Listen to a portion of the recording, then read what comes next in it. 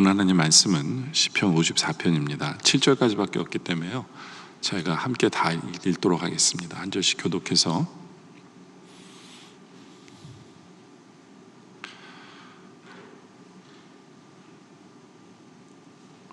하나님이여, 주의 이름으로 나를 구원하시고 주의 힘으로 나를 변호하소서.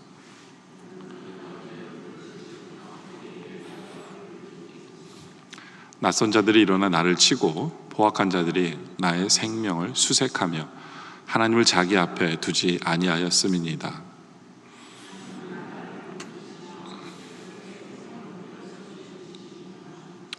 주께서는 내 원수에게 악으로 갚으시리니 주의 성실하심으로 그들을 멸하소서.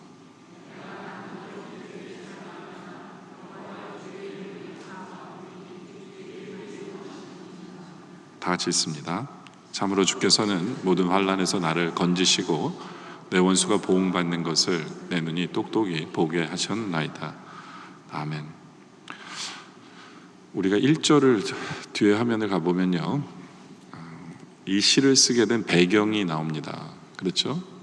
다윗의 마스길 인도자를 따라 현악에 맞춘 노래 하면서 여기부터 배경인데요, 10사람이 사울에게 이르러 말하기를 다윗이 우리가 있는 곳에 숨지 아니하였나이까 하던 때에 라고 이야기를 합니다. 그러니까 이 시의 배경은 뭐냐 하면 이방인들 10사람이 다윗이 숨은 곳을 사울 왕에게 알려줘요. 그래서 이제 다윗이 그 포위망에 걸리게 되는 그러한 것이 배경입니다. 사무엘상 23장 19절의 배경이 나오는데요, 그때 10사람들이 기브아에 이르러 사울에게 나와 이르되 다윗이 우리와 함께 광야 남쪽 하길라산 숲을 요새 숨지 아니하였나이까 라고 10사람들이 사울 왕에게 이릅니다. 이야기를 하죠. 그러한즉 왕은 내려오시기를 원하시는 대로 내려오소서. 그를 왕의 손에 넘길 것이 우리의 의문이다. 이 때문에 다윗은 정말 위험한 순간을 맞이합니다. 이 순간을 3절에 이렇게 표현하고 있죠. 오늘 본문 3절에 낯선 자들이 일어나 나를 치고, 여기서 낯선 자는 바로 이방인들을 얘기하죠. 이방인인 10사람들을 이야기합니다. 나를 치고 포악한 자들이 나의 생명을 수색하며, 이것은 이제 사울 왕의 부하들을 이야기하죠. 그렇죠? 포악한 자는 나의 생명을 수색하며 하나님을 자기 앞에 두지 아니하였음이니라. 하나님의 뜻에 어긋나게 이들이 행동한다는 거예요. 문제는 다윗이 산에 숨었는데요, 산에 숨었는데 마치 이거랑 똑같아요. 산 꼭대기에 숨어 있는데 산을 완전히 포위해서 점점 위로 다윗이 있는 곳으로 좁혀오고 있는 그 상황입니다. 이젠 도망갈 데가 없어요. 사방이 막혀있는 순간에 다윗이 쓴 시예요. 사방이 막혀있는 그런 순간. 여러분들, 우리도 그럴 때가 있지 않을까요?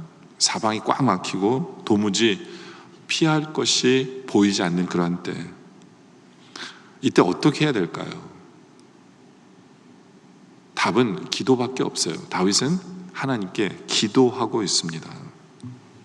기도하고 있어요. 어떤 면에서 하나님은 기도하라고 그 상황을 만드신 것일 수도 있어요.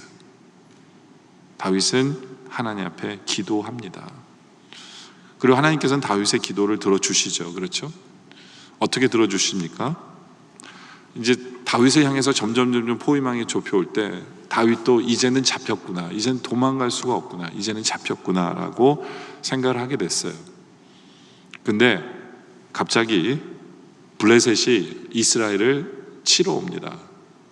블레셋이 이스라엘을 치러 오니까 그 전령이 사울 왕에게 그걸 보고해요. 블레셋 군대가 지금 우리나라를 치러 옵니다. 왕이시 빨리 돌아오소서라는 그러한 전령을 받고 사울 왕이 군대를 이끌고 블레셋을 향해 나아가죠. 그들을 막으러 나아가죠. 그래서 절대절명의 순간에 다윗이 구원함을 받습니다.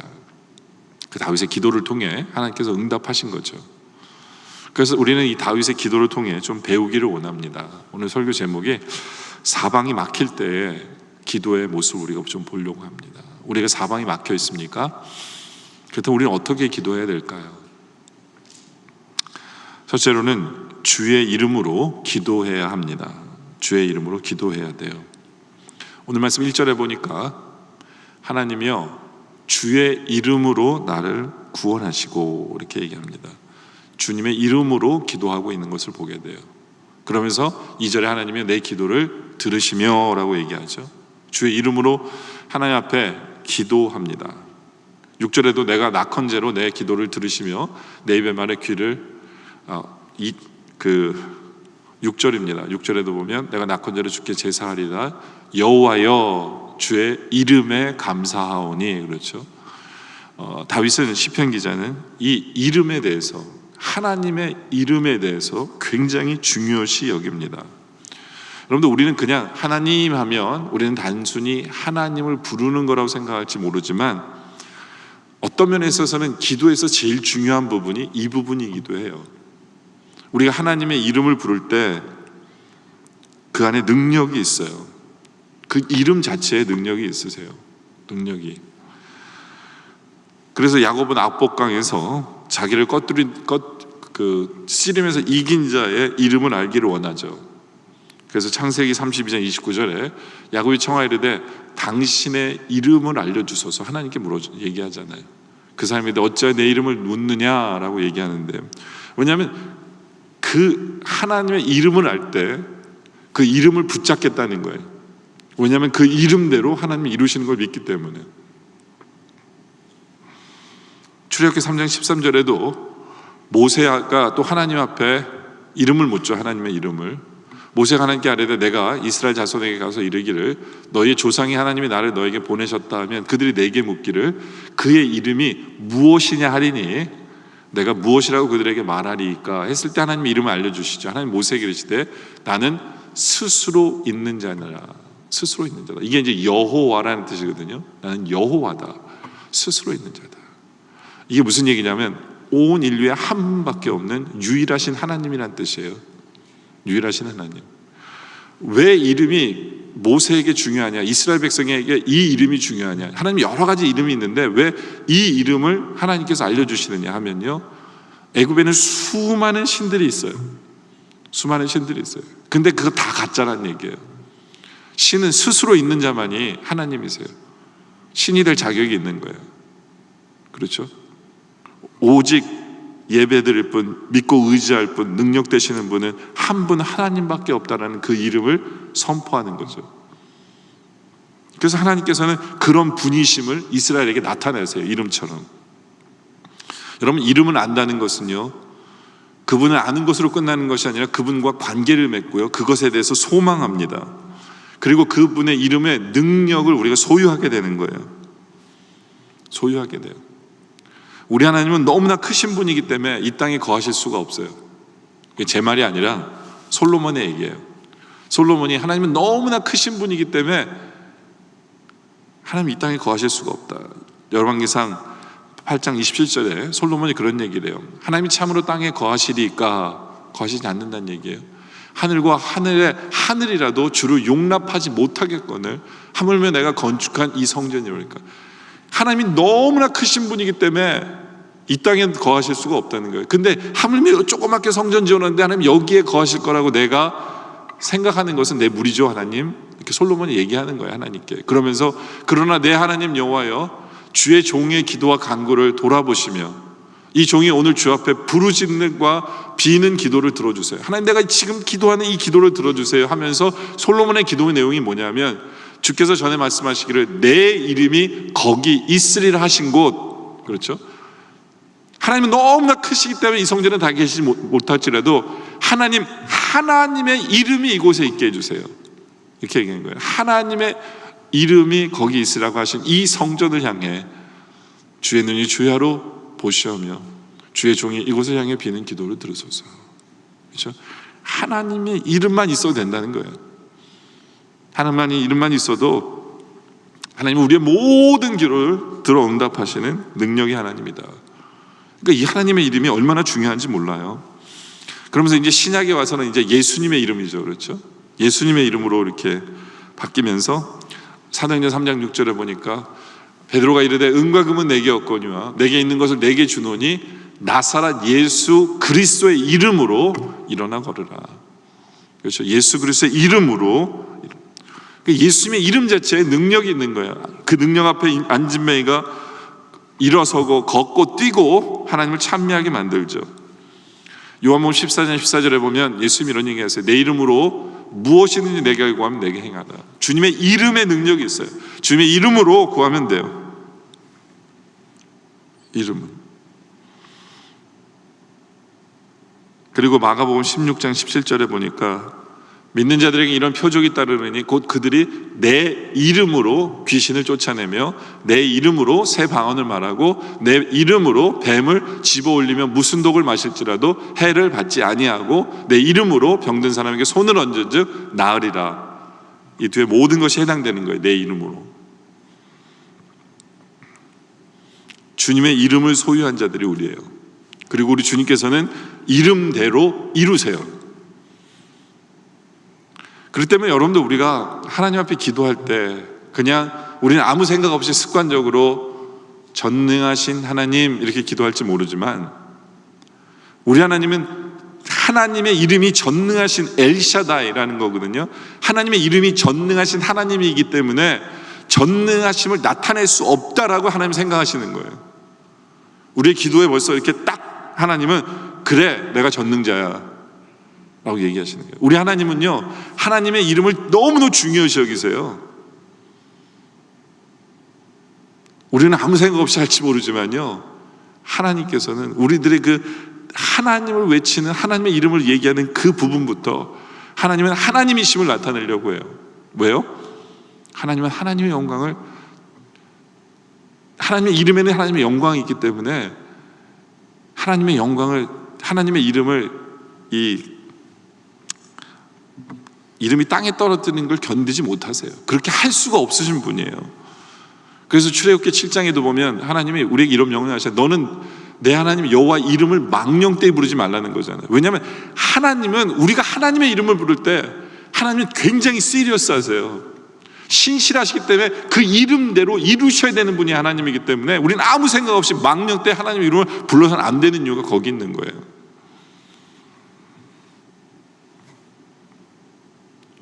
그 때문에 수많은 하나님의 이름들이 있거든요. 아까도 얘기한 대로 전능하신 하나님 엘샤다이. 우리가 그렇게 하나님 부르실 때 우리가 하나님은 우리 삶 속에 전능자 되심을 나타내실 수밖에 없어요. 그렇죠? 엘로이라는 하나님의 이름이 있는데 나를 살피시는 하나님. 우리가 그렇게 기도할 때 우리 하나님은 나를 살피심을 나타내실 수밖에 없어요. 그렇죠? 하나님의 이름 속에 나함이라는 말이 있는데요 나를 위로하신 하나님이에요.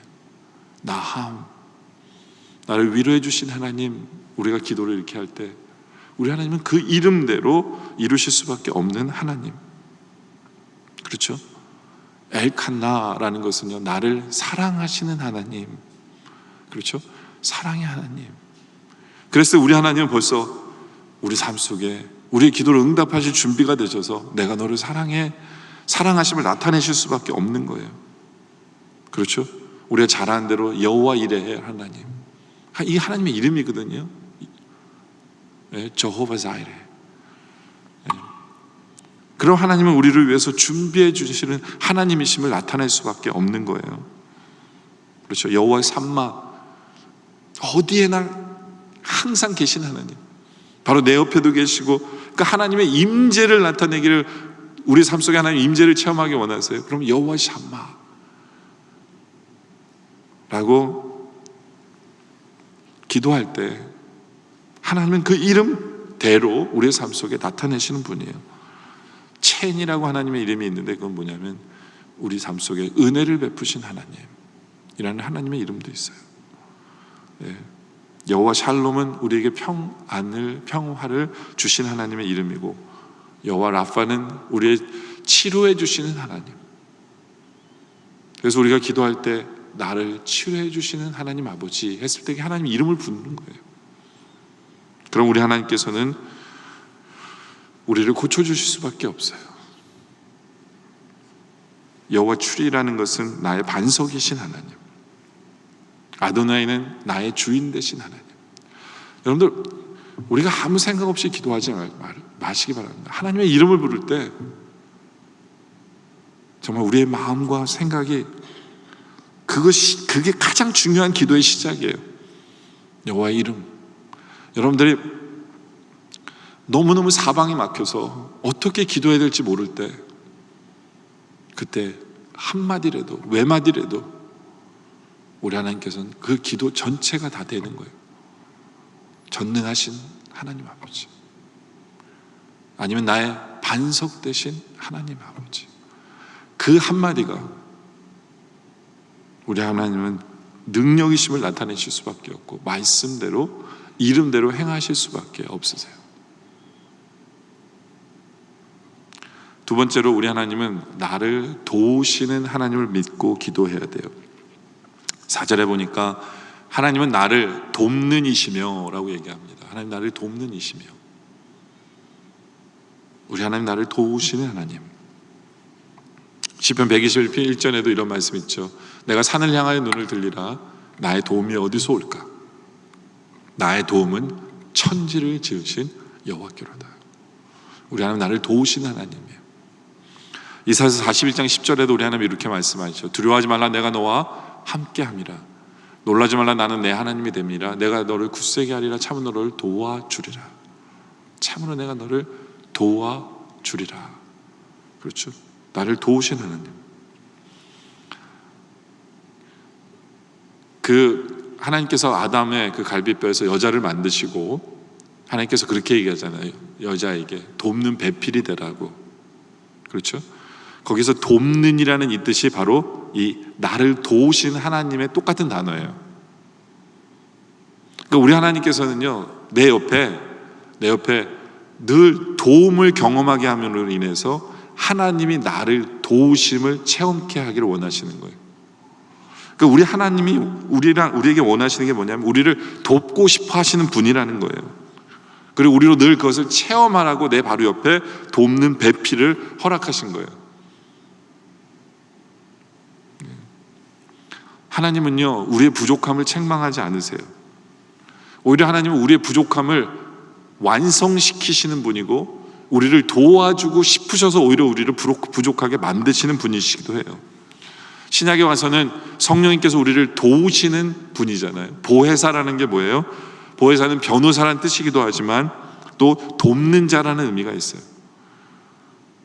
돕는 배필을 나에게 주실 뿐만 아니라 이제는 보혜사 성령님이 늘 내 안에 거하셔서 늘 나와 동행하심으로 인하여 나를 도우시는 하나님이심을 지금도 나타내고 계세요.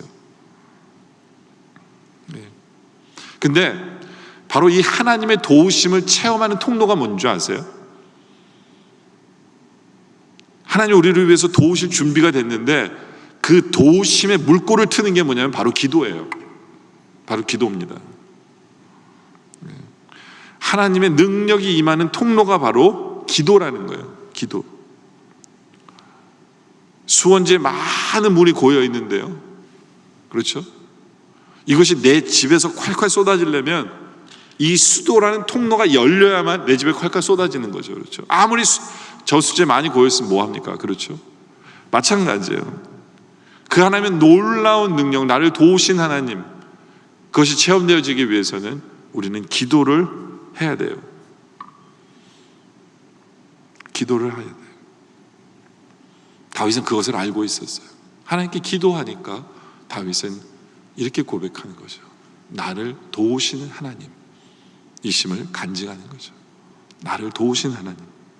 미국 펜실베니아 진역으로 이주해 온 청교도들이요, 벼농사를 짓고 드디어 수확기가 되었는데 들판에 황급빛 곡식을 바라보면서 그들은 모두 하나님께 감사를 드립니다. 그런데 어느 날 보니까 헤아릴 수 없는 많은 메뚜기 떼가 밭을 점령하고 나다를 파먹기 시작합니다. 손이나 막대기로 메뚜기를 잡아보지만 도저히 역부족이었어요. 인간의 힘으로는 할 수 있는 일이 아니었어요. 그때 마침 교회의 종이 울립니다. 주일도 아닌데 교회 종이 울려요. 그래서 사람들이 의아해하면서 하나둘 교회로 모입니다. 근데 그 종을 치신 분이 사람들에게 이렇게 얘기합니다. 여러분들, 우리 모두 하나님께 기도합시다. 합심해서 하나님의 도우심을 간구합시다. 그래서 그와 동시에 거기 모인 사람들이 하나님 앞에 기도하기 시작합니다. 하나님 도와주세요. 하나님 도와주세요. 그런데 그렇게 기도하고 있는데 바깥에 너무너무 시끄러운 소리가 막 들리는 거예요. 그래서 나가보니까 하나님께서 갈매기 떼를 보내셨어요. 이 갈매기 떼가 와가지고 그 나라들은 메뚜기들을 하나씩 다 먹어치우는 거예요. 그리고 이 갈매기들이 먹는 것으로 끝나는 게 아니라 거기다가 이제는 똥까지 싸가지고 다 먹어치우네 날아가 버렸어요. 예. 근데 그 메뚜기가 없어질 뿐만 아니라 그 이듬해에는 그 갈매기들의 똥 때문에 그 농사까지 풍작이 됐대요. 그래서 지금도 그 펜실베니아 주를 상징하는 것은 갈매기입니다. 새가 갈매기예요. 왜냐하면 그때 하나님께 주신 은혜를 기억하면서 갈매기를 지금까지도 기도의 응답으로 가지고 있는데요. 여러분들, 기도예요. 사방이 막혔을 때 나를 도우신 하나님을 믿고 기도하는 거예요. 기도하는 것. 그런데 우리가 사방이 막혔을 때 세 번째로 기억해야 되는 건요, 솔직한 기도가 필요합니다. 솔직한 기도. 5절에 보니까 주께서는 내 원수에게 악으로 갚으시리니, 그렇죠? 주의 성실함으로 그들을 멸하소서. 우리는 이런 그 고백을 보면요, 이렇게 기도해도 될까라는 생각이 들어요. 그렇지 않아요? 원수를 사랑하라고 하는데 이렇게 기도해도 될까? 내 원수를 주님 갚아주세요. 그들을 멸해주세요. 이렇게 기도해도 될까요? 근데 여러분들, 솔직히 이건 약과예요. 다윗이 시편 109편에 기도한 건요, 이건 완전히 정말 이 최고를 향합니다. 다윗의 기도를 한번 들어보세요. 그들이 악으로 나를 선으로 갚으며 미워함으로 나의 사랑을 갚아싸우니 악인이 그를 다스리게 하시며, 그렇죠? 내 원수를 악인이 다스려 달래요. 제발 사탄이 그의 오른쪽에 서게 해달래요. 그리고 그가 심판을 받을 때에 죄인이 되어 나오게 하시며, 그러니까 죽어서도 지옥 가게 해달라는 거예요. 그의 기도가 죄로 변하게 하시고, 죄 짓기 위해서 기도하는 게 해달래요. 8절에 보면요, 그의 연수를 짧게 하시고 제발 일찍 죽게 해달래요. 그의 직분을 타인이 빼앗게 해달래요. 그의 자녀는 고아가 되게 해달라고 그러고요, 그의 아내는 과부가 되게 해달라고 합니다. 그의 자녀들은 유리하며 구걸하며 그의 황폐한 집을 떠나 빌어먹게 해달래요. 이제는 자녀들까지도 저주하고 있어요. 그리고 고리대금하는 자가 그의 소유를 다 빼앗게 하시며, 그가 수고한 것을 낯선 사람이 탈취하게 하시고요, 그에게 인애를 베풀 자가 없게 하시고, 그의 고아에게 은혜를 베풀 자가 또 없게 하시며, 그의 자손이 끊어지게 하시고요, 후대에 그들의 이름이 지워지게 하소서. 여러분들, 누구 저주하고 싶으세요? 이거 그대로 인용하면요, 이거보다 더한 저주가 없어요. 아니, 다윗이 어떻게 이런 기도를 드릴 수 있을까요? 여러분, 우리가 이런 기도 보면 좀 이래도 될까라는 생각이 들지 않을까요? 네. 왜냐하면 우리 예수님은 이렇게 얘기하시잖아요. 마태복음 5장 44절에 나는 너에게 이르노니 너희 원수를 사랑하며 너희를 박해하는 자를 위하여 기도하라고 그랬잖아요. 저주하라고 안 그랬거든요. 우리 주님은 사랑하라고 그랬잖아요. 위에서 기도하라고 그랬잖아요. 근데 어떻게 이렇게 기도할 수 있을까요? 우리 주님께서는 십자가에 달려 죽으실 때에도 아버지, 저 사람들을 용서해 주세요, 저들이 하는 것을 모른다라고 용서해 달라고 얘기하잖아요. 사도 바울도 로마서 12장 19절에 내 사랑하는 자들아 너희가 친히 원수를 갚지 말고 하나님의 진노하심에 맡기라고 그랬잖아요. 원수 갚는 것은 내게 있으니 내가 갚아주라고 주님께서 말씀하셨는데 어떻게 이렇게 기도할 수 있을까요? 그래서 어떤 사람들은요, 이 시편 이런 시들을 보면서 이렇게 얘기해요. 구약이기 때문에 그래요. 이렇게 표현하는 사람이 있어요. 구약은 미성숙하기 때문에, 아직 성숙하지 않는, 영적으로 미성숙한 시기이기 때문에 그렇게 기도하는 거라고 얘기해요. 또 어떤 사람은 그냥 하나님이 복수하시도록 하는데 표현을 이렇게 했다라고 얘기하기도 합니다. 네? 또 어떤 사람은 구약의 하나님은 진노의 하나님이시기 때문에 그렇게 기도해도 된다고 얘기해요. 근데 말이 안 돼요. 왜냐하면 그렇게 본다면 구약은 문제 있는 거가 돼요. 구약의 하나님은 동일하신 하나님이어야지 왜 엉뚱한 하나님을 만듭니까? 그렇지 않아요? 구약과 신약이 다를 수가 없잖아요. 다를 수가 없는데 어떻게 다윗은 이런 기도를 드릴 수 있을까? 그 이유는요, 기도를 전체 한 기도라고 보면 이해가 돼요. 그러니까 무슨 얘기냐면 다윗이 하나님 앞에 솔직하게 자기가 생각하는 걸 다 토해낸 거예요. 토해낸 건데 중요한 건 뭐냐면요, 그 기도가 끝이 아니라는 거예요. To be continue의 기도예요. 이렇게 기도가 시작했지만, 남을 저주하고 원망하면서 기도가 시작했지만 기도는 그렇게 끝나지 않아요. 끝나지 아니하고 continuously 기도가 변화되는 것이 기도예요. 변화되는 것이. 또 어떻게 변화될 수 있어요? 솔직함이. 내가 너무너무 힘들고 아프고 원망스럽고 괴롭기 때문에 나의 모든 내 안에 있는 것을 다 하나님 앞에 토해내면서, 하나님, 이게 내 기분입니다. 이게 내 머릿속에 있는 생각입니다. 감정을 드러내놓고 솔직한 기도가 필요하다는 거예요. 하나님이 하신 일이 이해가 안 되고 부당하게 보이면 솔직하게 토해내는 것도 중요해요. 내 머릿속에는 온갖 나쁜 생각으로 가득 차 있으면서 겉으로만 착한 아이처럼 착한 말로 하면서 하나님 앞에 나오는 건, 그거는 이중인격이죠. 하나님은 그런 거 원하지 않으세요.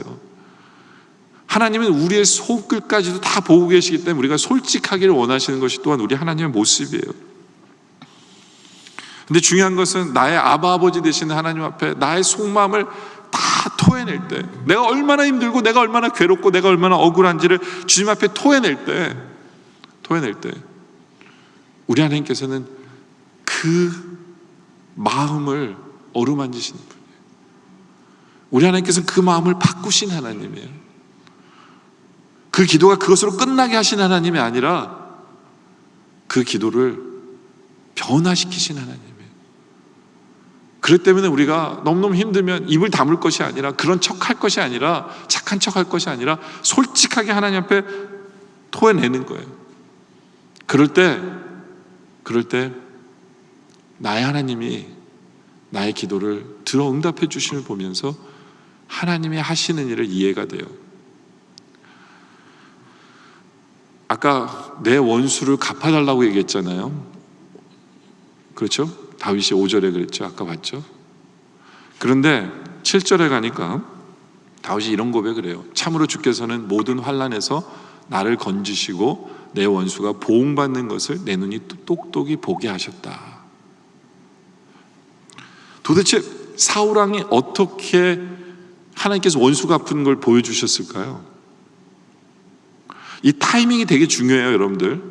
이게요, 7절이요, 만약에 1절부터 6절이 그 10사람들에게 의해서, 욕 같아요, 자꾸 얘기할 때마다. 그 나쁜 사람들이 보니까 그들 때문에 포위당해서 지금 포위당하는 순간에 기도한 거거든요. 포위당해서 지금 자기가 이제는 잡혀서 죽을 상황, 점점 다가올 그런 상황 속에서 기도한 내용이에요. 근데 7절에서 원수를 갚아주셨대요. 그럼 7절은 나중에 사울왕 죽는 거 보고 얘기한 걸까요? 아니잖아요. 아직도 그 기도 속에 있는 거잖아요. 그렇다면 뭐를 보고 다윗 왕은 하나님이 내 원수를 갚아주셨다고 얘기하는 걸까요? 미래에 그렇게 해줄 걸 믿고 이렇게 고백하는 걸까요? 저는 그렇게 생각하지 않아요. 다윗 왕이 본 한 가지 역사가 있었어요. 그건 뭐예요? 사울 왕이 포위를 풀고 돌아갔어요. 그렇죠? 포위를 풀고 돌아갔어요. 왜냐하면 블레셋에 쳐들어왔기 때문에. 다윗은 그걸 보면서 하나님이 내 원수를 갚아주셨다고 얘기하는 거예요. 무슨 얘기냐? 결국에는 하나님 저 원수를 막 어떻게 해주세요라고 했지만 하나님이 사울왕의 편을 들어주지 않고 내 편을 들어주신 것을 보여주신 거잖아요. 나를 건지기 위해서 하나님께서 역사하셔서 사울왕을 내보내셨다는 얘기는 뭐냐면 내가 네 편이야. 내가 너를 지켜. 하나님이 나에게 구원을 베푸신 그 모습을 보면서 다윗은 하나님이 내 원수를 갚아주셨다라고 보게 되는 거예요. 처음에는 하나님 내 원수를 갚아주세요, 저 원수 어떻게 해주세요, 이렇게 나오지만 하나님이 내 편이 되어주시고, 하나님이 나를 중심으로 역사해 주시고, 하나님 나를 지키시고 건지시고 피하시는 바위 되시는 그 하나님이심을 나타내셨을 때, 하나님이 내 편이 되심으로 말미암아 저 원수는 벌써 그거에 대한 값을 치른 거예요. 하나님이 치워 이겼어라고 손들어 주시는 바로 그 순간 모든 것이 해결되는 거예요.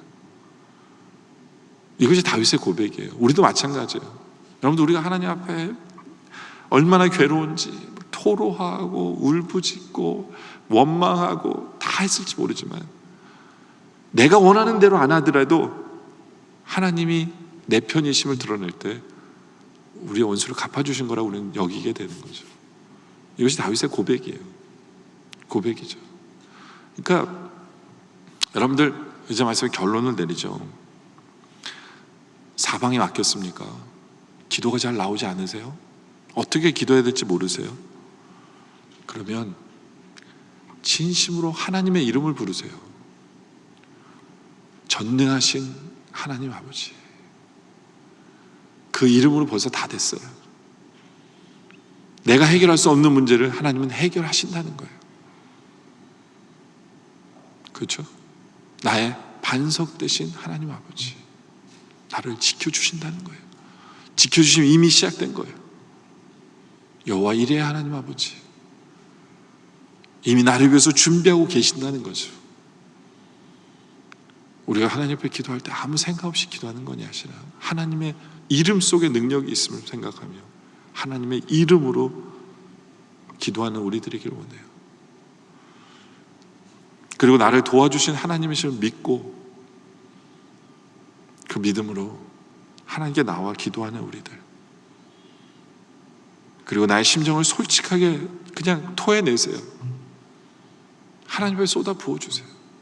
나의 아버지시기 때문에, 내 속마음을 다 알고 계시기 때문에. 그러나 그것으로 기도가 끝나는 것이 아니라 하나님께서 나를 위해서 하시는 역사를 바라보면서 하나님 내 손을 들어주실 때 우리는 그것이 원수 갚아주심을 기억하고, 하나님이 내 기도에 응답하시는 그 순간 우리는 하나님을 찬송하고 하나님을 기뻐하며 나아가는, 여러분들이 어떠한 순간이 있을지라도 이제는 하나님의 이름으로 나아갈 때 응답하시는 그 하나님의 역사가 여러분의 삶 가운데 충만하기를 주님의 이름으로 축원합니다. 기도드리겠습니다. 아버지 하나님, 감사합니다. 하나님께서 우리에게 하나님의 이름을 알려주시고, 우리가 하나님의 이름을 부를 때 하나님께서는 능력으로 우리의 삶 속에 역사해 주심에 감사하고, 그 이름을 부를 때 그 이름대로 우리 기도에 응답해 주신 주님이시기에 감사합니다. 나를 도우신 하나님이신 믿고 기도하게 하여 주시옵소서. 내 마음에 모든 쌓여있는 것 주님 앞에 다 털어놓게 하여 주시옵소서. 그러나 그것으로 끝나는 것이 아니라 주님의 응답을 바라보며, 하나님께서 내 손을 들어주심을 바라보며 우리의 마음이 주를 찬양하게 하시고, 우리의 마음이 다 눈녹도 녹고 하나님께 감사만 넘치게 하여 주시옵소서. 우리에게 기도의 통로가 있음을 감사드리며 응답해 주심에 감사드리며 예수님의 이름으로 간절히 기도드립니다. 아멘.